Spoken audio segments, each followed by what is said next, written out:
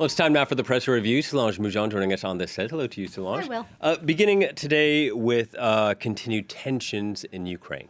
Yeah, after the Kremlin spokesperson said that there's little ground for optimism for diplomacy, which is actually the stance that is similar to the US's and NATO's, Politico.eu says the West's worst fears may soon be realized. Casualties, refugees, a fractured Ukraine, and an unstable Europe. And a fear of all of this is exactly, according to the site, what Vladimir Putin wants Europe to be. Guessing what his next move is, his endgame. Will he or won't he go to war that is largely thanks to Russia's reinvigorated military might? The New York Times writes that gone are the days of rickety, outdated Soviet tanks, and such Cold War vestiges have been hugely overhauled. And this modernized military is, the paper says, a massive key in Vladimir Putin's foreign policy toolkit. And a phone call this Friday between France's Emmanuel Macron and Russia's Vladimir Putin. How's the French president hoping to tackle the crisis? Well, the conservative paper Le Figaro says that this could be a turning point for Emmanuel Macron, who once tried to push a sort of chummy dialogue with the Kremlin. Le Figaro says that Macron's attitude is getting tougher, but it is still a tricky, on the wire, with little room to maneuver position, according to L'Opinion. It notes that Macron is trying to ensure Europe and France have a top role in negotiations, and that it's not just an American monopoly on talks, while Macron is also searching for a way to de-escalate the crisis. All right. Well, shifting gears now to COVID and India. Its health minister has announced there have been some 2.5 million new cases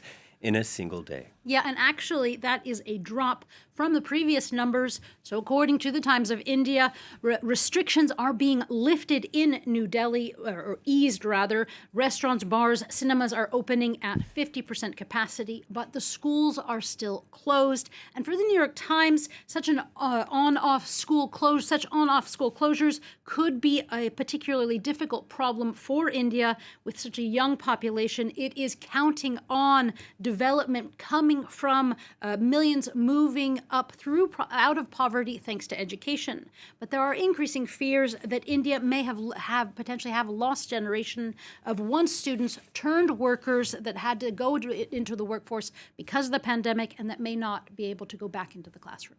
All right. Well, let's stay with education and go to the United States now, where there's a decision by a Tennessee school board that's as baffling as it is infuriating. Yeah, you would think that book banning is a thing of the past in the United States, but it is well and real. As the Tennessean tells us, ofMaus, Art Spiegelman's comic books on the Holocaust, they have been banned by a Tennessee school board. A Pulitzer Prize-winning novel. Exactly. Like it's excellent. It's worth a read. They have been banned because there are swear words in them. And the famed writer says, is absurd. According to the local paper, the Tennessean, they quote him as saying, quote, "This is not about left versus right. This is about a culture war that's gotten totally out of control," end quote. And the editorial board of the St. Louis Dispatch, well, it agrees. It writes that conservative activists may go all out against cancel culture, but that they're turning to the original cancel culture tool of banning books. The board says that this isn't about protecting children from profanity. They already see plenty of it on their screens, but about, quote, "the right to purge schools of virtually any serious discussion regarding race, gender, or other issues that make conservatives uncomfortable," end quote. Now, for the Philadelphia Inquirer, such moves have gone so far that they are creating what they call gag orders on teachers to not even broach such controversial subjects. The paper says that this is a new McCarthyism in American schools. Yeah, and some of those swear words aren't even banned from daytime television in the United States.